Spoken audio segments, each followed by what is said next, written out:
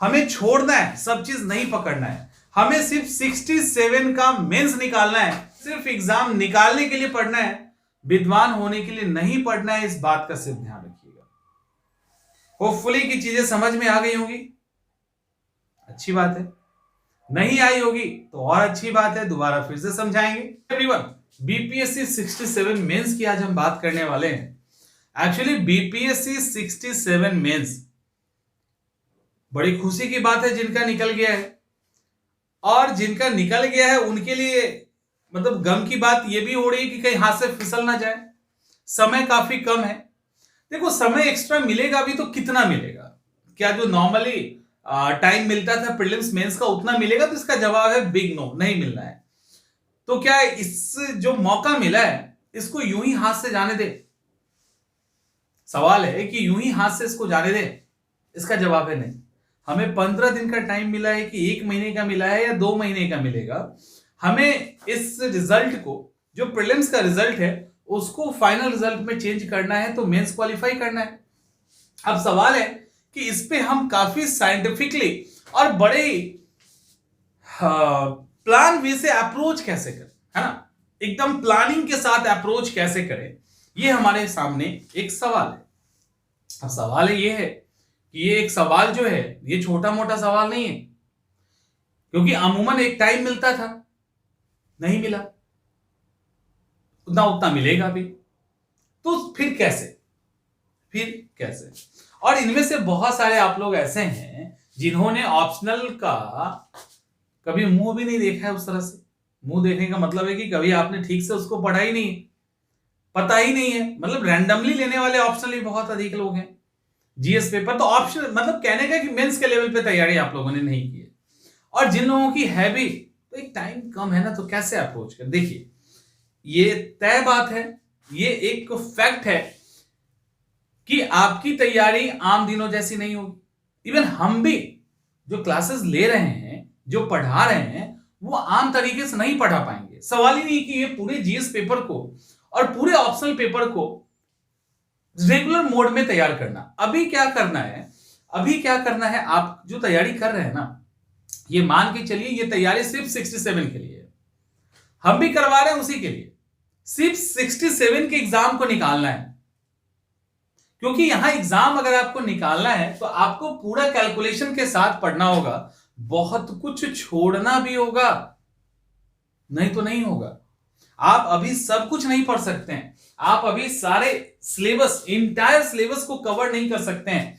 यहां पे पूरी स्ट्रैटेजी के साथ हमें चोट करना है। सवाल है कि 67 के अंदर ऑप्शनल पेपर 6 क्वेश्चन आपको सॉल्व करना है, और जीएस मेंस के अंदर 8 क्वेश्चन एक पेपर में और 8 दूसरे पेपर में। अभी देखते हैं, यानी आपको जो तैयारी करनी है, इधर 8 यानी 16 क्वेश्चन और 6 यानी 24 सवाल की तैयारी आपको करनी है। 24 सवाल की तैयारी, 24 क्वेश्चंस की तैयारी करनी है, जिसमें 6 सवाल ऑप्शनल पेपर के हैं। ऑप्शनल पेपर की सबसे पहले बात करेंगे। ऑप्शनल पेपर के अंदर जो 6 सवाल है उसको सेक्शन में तोड़ दिया गया है। उसमें एक सेक्शन ए है, एक सेक्शन बी है। जो सेक्शन ए है वो पेपर फर्स्ट हुआ करता था पहले, जो सेक्शन बी है वो सेकंड पेपर हुआ करता है। आपको दोनों में से 3-3 सवाल लेने हैं, और सेक्शन ए में भी, ए भी किसी में बनाया गया, किसी में नहीं बनाया गया, अलग अलग ऑप्शनल का अलग अलग है।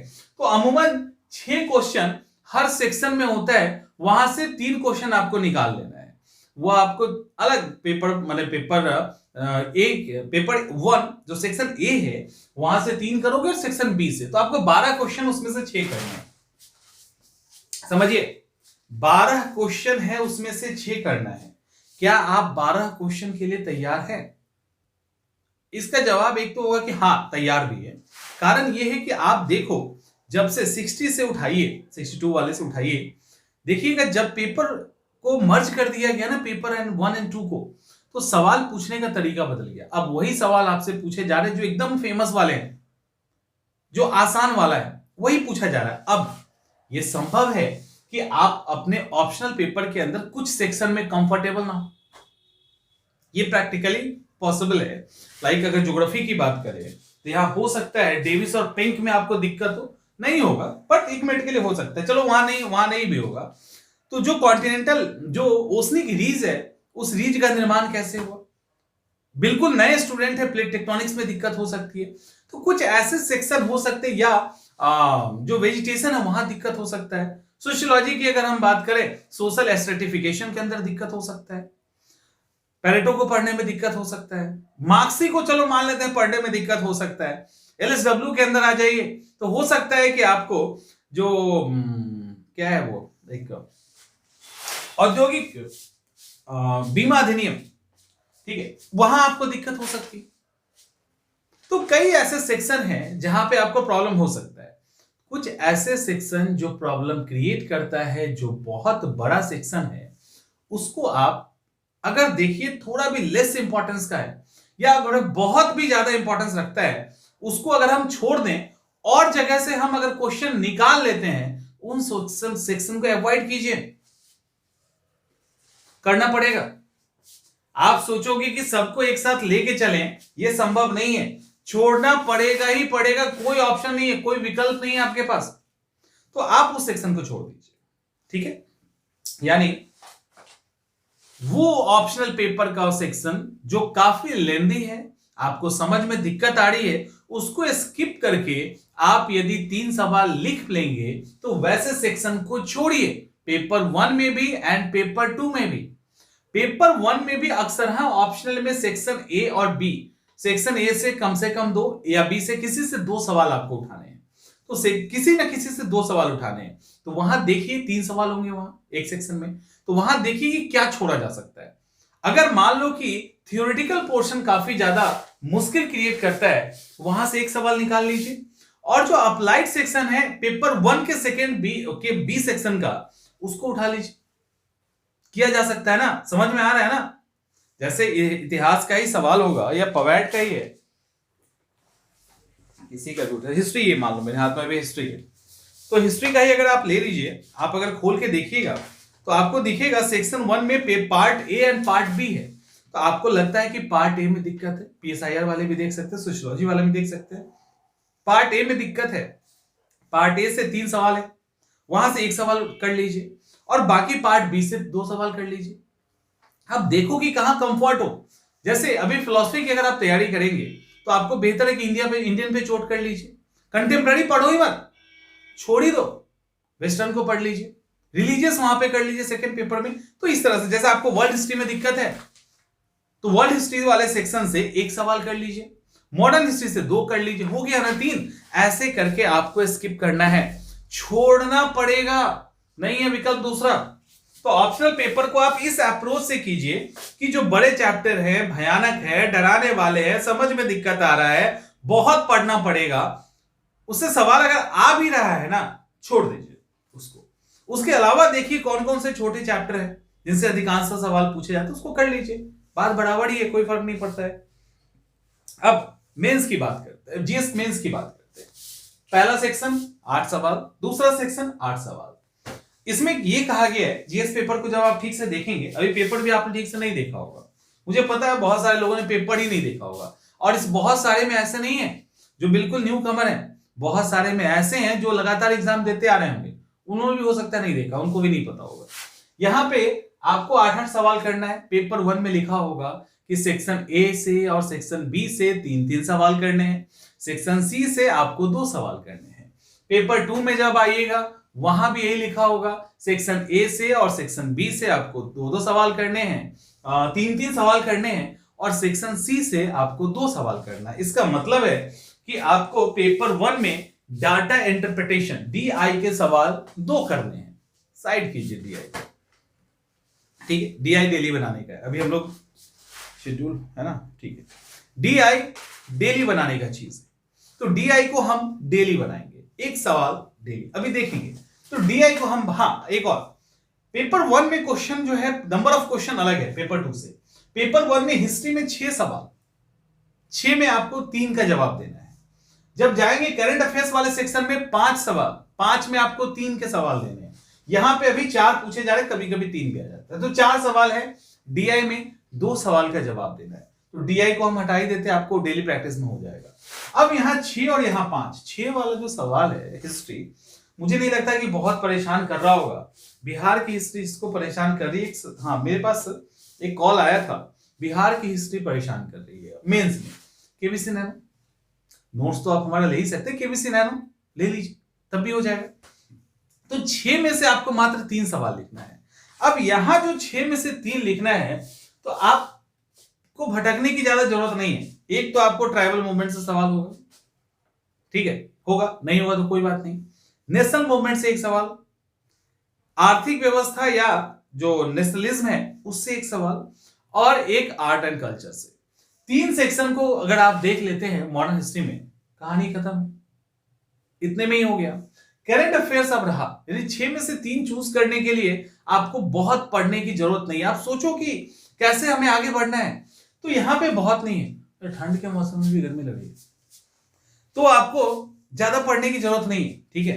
तो यहां पे आप कैलकुलेटेड होके एक आर्ट एंड कल्चर वाला सवाल, एक नेशनल मूवमेंट्स उठा लीजिए, और एक जो है या तो संथाल या जो भी ट्राइबल मूवमेंट है वहां से, या नेशनलिटी है, इकोनॉमिक एक्टिविटी जो इनकी थी वो, वहां से एक सवाल आपका बन जाएगा, आपका काम हो जाएगा। अदरवाइज उसको भी आप छोड़ना चाहते हो तो रविन्द्रनाथ टैगोर, नेहरू, जिनको एक उठा लो, वहां भी आपका काम हो जाएगा। तो 3 सवाल आप तो यहां कर लोगे। करंट अफेयर्स और डीआई को हटा दीजिए, वो डेली का चीज है, उसी में वो निपट जाएगा, उसको पढ़ने की अलग से जरूरत नहीं है। तो आपका यहाँ सिलेबस हो रहा है छोटा। अब पेपर 2 में आएंगे तो दिक्कत है। सेक्शन 1 में 4, 2 में 4, 3 में 4, यानी तीनों सेक्शन में 4-4 सवाल। इन दोनों से आपको 3-3 निकालने हैं, और यहां से 2 सवाल, यानी साइंस एंड टेक से मात्र 2 सवाल। सबसे पहले साइंस एंड टेक की बात करते हैं। 2 ही सवाल पढ़ना है। बहुत पैनिक है, बहुत डराता है, कोई डरने की जरूरत नहीं है, बिल्कुल ही डरने की जरूरत नहीं है। ये जो 4 सवाल है आपके, ये जो 4 सवाल है, ये 4 सवाल क्या करेगा, यहां से आप ठीक से देखेंगे तो सोशल इश्यू से जुड़ा हुआ कोई ना कोई एक सवाल होगा ही होगा, एकदम सामाजिक मुद्दे से जुड़ा हुआ एक सवाल होगा, और साइंस एंड टेक से उसका सॉल्यूशन। वो एग्रीकल्चर से रिलेटेड हो सकता है, पॉवर्टी से हो सकता है, वो ड्रिंकिंग वाटर से। इसको सोशल इसलिए हम कह रहे हैं कि आसपास के हमारे मुद्दे हैं, वो मुद्दा, उसका कारण और एक सॉल्यूशन। इसके अलावा कुछ टिपिकल टर्म्स हैं या सेक्शन है साइंस एंड टेक का, like nuclear energy, renewable energy, उसके अंदर तो बहुत कुछ आ जाएगा। और जैसे नैनोटेक, बायोटेक, बायोटेक करके जाइएगा। एक सवाल बायोटेक से आने के चांसेस हर साल होते हैं, इवन आ ही जाता है, घुमा फिरा के आ ही जाता है। बायोटेक कर लीजिएगा। स्पेस टेक्नोलॉजी, इसरो वाला, डिफेंस टेक्नोलॉजी, तो वो करके आप 5-6 ऐसे टॉपिक कर लोगे ना। और सिर्फ आपको यहां जो मेन ध्यान देना है साइंस एंड टेक में, साइंस एंड टेक का एप्लीकेशन पे जितना तैयारी कर, जितना डायमेंशंस या नोट्स तैयार कर लीजिए, नोट मतलब पॉइंट तैयार कर लीजिए कि साइंस एंड टेक हमारे लाइफ के अलग अलग फील्ड में कहां कहां रोल प्ले कर सकता है। एग्रीकल्चर में कैसे कर सकता है, अनएम्प्लॉयमेंट हटाने में कैसे करता है, पॉवर्टी हटाने में कैसे कर सकता है, वुमेन सेफ्टी में कैसे कर सकता है, ऐसे करके कई मुद्दे हैं। एनवायरमेंट, जो एनवायरमेंट पॉल्यूशन है उसको कैसे कम कर सकते हैं, स्मार्ट सिटी, पब्लिक ट्रांसपोर्ट। तो ये जो एप्लीकेशन है ना इसको सिर्फ तैयार कर लो, दिमाग के अंदर भी कर लोगे ना, करंट एग्जांपल के साथ पुट कीजिए, ये काफी है। अब सवाल आपको यहां जो फंसेगा वो इकोनॉमिक्स एंड पॉलिटी है। ये है पेपर, दूसरे पेपर में दम है, मानना पड़ेगा। दूसरे पेपर में दम है, ये मानना पड़ेगा, क्योंकि पॉलिटी के सवाल फंसा देते हैं, इसमें कोई भी दो राय नहीं, ठीक है। पॉलिटी के सवाल फंसाते हैं, इसमें कोई भी दो राय नहीं है। और ये रहा सवाल यहां पे इकोनॉमिक्स के। यहां पे आप क्या करोगे, आप इकोनॉमिक्स भी पढ़ते हैं और ज्योग्राफी भी पढ़ते हैं। ज्योग्राफी को आप चाहें तो छोड़ सकते हैं, क्योंकि कई सालों में एक बार, फिर कुछ साल के बाद एक बार, ऐसे करके हार्डली फिजिकल ज्योग्राफी से सवाल आता है। जो सवाल आता भी है वो इकोनॉमिक ज्योग्राफी से आता है, आर्थिक भूगोल से आता है। छोड़ दो ना, वो ऐसा सेक्शन है जहां इकोनॉमिक्स एंड ज्योग्राफी मिल जाता है। तो चूंकि टाइम कम है तो ज्योग्राफी को आप पूरा ही का पूरा हटा सकते हैं। टाइम है तो थोड़ा सा प्लेट टेक्टोनिक्स, थोड़ा वोल्केनो, थोड़ा अर्थक्वेक, थोड़ा मॉनसून और साइक्लोन, इस तरह के 5, 7, 8, 10 टॉपिक पढ़ लीजिए तो ज्योग्राफी हो जाएगा, उससे ज्यादा नहीं। और पढ़ना है तो ज्योग्राफी नहीं पढ़िए। ज्योग्राफी का जो इकोनॉमिकल सेक्शन है तो जैसे फॉरेस्ट, उसका यूजेस या उससे रिलेटेड इंडस्ट्री, खनिज का, इसके अलावा सॉइल आप देख सकते हैं उस पे एग्रीकल्चर कैसे कैसे होता है। तो अब क्या होगा ना, यहाँ पे एग्रीकल्चर मर्ज हो जाएगा, यहाँ एमएसएमई मर्ज हो जाएगा, ट्रांसपोर्ट मर्ज हो जाएगा। तो इस तरह से इकोनॉमिक्स का ही सेक्शन आएगा। तो ज्योग्राफी को आप पूरा स्किप कर सकते हो, पूरा का पूरा स्किप कर सकते हैं और सिर्फ इकोनॉमिक्स पे ही ये सेक्शन आप खेल जाओ। अब सवाल रहा पॉलिटी, जहां से सवाल छूटने के डर है, और ये वो सेक्शन है जिससे जो है ना अधिकांश लोगों का डर नहीं जाता है। इसका सबसे पहला कारण आंसर राइटिंग में दिक्कत। पॉलिटी के सवाल बड़े ही पेचीदा होते हैं, बहुत ही पेचीदा होते हैं। तो पॉलिटी के सवाल में दिक्कत पता है कहां आएगी? एक सवाल में। 2 सवाल तो आप कर लोगे, मैंने देखा अक्सर कि 2 सवाल तो आपका निकल जाता है, एक सवाल कहीं ना कहीं फंसाता है। कुछ ऐसे सवाल हैं सिर्फ लिखने नहीं जानने के कारण गलती होता है, जैसे राज्यपाल का कभी पूछ दिया, पपेट वाला टाइप का, राष्ट्रपति का पूछ ही दिया था, फिर भाषा बदल के पूछा वही था। तो इस तरह के सवाल जब पूछे जाते हैं ना, इस तरह के जब सवाल पूछे जाते हैं तो फिर दिक्कत शुरू होती है। तो इस तरह के जो सवाल हैं, उन सवालों से आपको थोड़ा सा मतलब तैयार करके इन सवालों को जाना। इसके लिए आपको करना क्या चाहिए वो मैं बता रहा हूं। एक तो प्रीवियस ईयर के जितने सवाल हैं पॉलिटी के, एक बार उसको बना लीजिए। मुझे लगता है कि आप एक बार भी बना लोगे ना तो कहीं ना कहीं नजदीक पहुंच जाएंगे। इसके अलावा पॉलिटी में, बिहार के पॉलिटी में पंचायत को नहीं भूलिएगा, इलेक्शन के अंदर जाति व्यवस्था, इलेक्शन के अंदर जो कमियां हैं उसको आप बता सकते हैं। तो इसके अलावा राष्ट्रपति से related provision, preamble, fundamental right, DPSP type की जो चीजें हैं, केंद्र और राज्य के बीच में जो संबंध है, इससे रिलेटेड जो सेक्शन है उसको कर लीजिए। पंचायत से एक सवाल उम्मीद कर सकते हैं आप। तो इस तरह के पेरिफेरी में कुछ अप्लाइड सवालों को आप करके जाएंगे तो इसको आप निकाल सकते हैं। लेकिन ये वो सेक्शन है, यहां पे नहीं। यहां पे तो आप हिस्ट्री तो लिख ही दोगे, चलो डीआई बना लेंगे, थोड़ा सा यहां आंसर राइटिंग डिमांड करता है, वैसे स्ट्रेट फॉरवर्ड सवाल आते हैं, सीधे सीधे आते हैं यहां नहीं। लेकिन यहां पे इकोनॉमिक्स है या साइंस एंड टेक है या पॉलिटी है, यहां पे आपको एक अच्छा आंसर राइटिंग वाला स्किल डेवलप करना पड़ेगा। अगर नंबर अच्छा, जो शिकायत होती है ना पेपर 2 में नंबर कम क्यों आता है, जिसको आता है उसको तो धड़ल्ले से आता है, तो उसके पीछे रीजन है आंसर राइटिंग। उसके बाद आगे अब जो है अगला सेक्शन है वो ये है कि अब हम लोग अभी से आगे कैसे बढ़े, अप्रोच कैसे करें अपनी तैयारी में, हम क्या करें। देखिए सबसे पहले आंसर राइटिंग, आपका आंसर राइटिंग होना ही होना चाहिए, इसमें कोई भी दो राय नहीं है, ठीक है। यानी आंसर राइटिंग आपको अभी से लेके रोज एग्जाम जब तक है एक एक सवाल लिखिए। अब देखो फुल टेस्ट देने के लिए नहीं कहेंगे, ऐसा नहीं है, फुल टेस्ट आपको देना चाहिए। लेकिन अगर आपने अभी बीपीएससी को के मेंस के अंदर इन किए हैं तो फुल टेस्ट का रिकमेंडेशन हम नहीं करेंगे।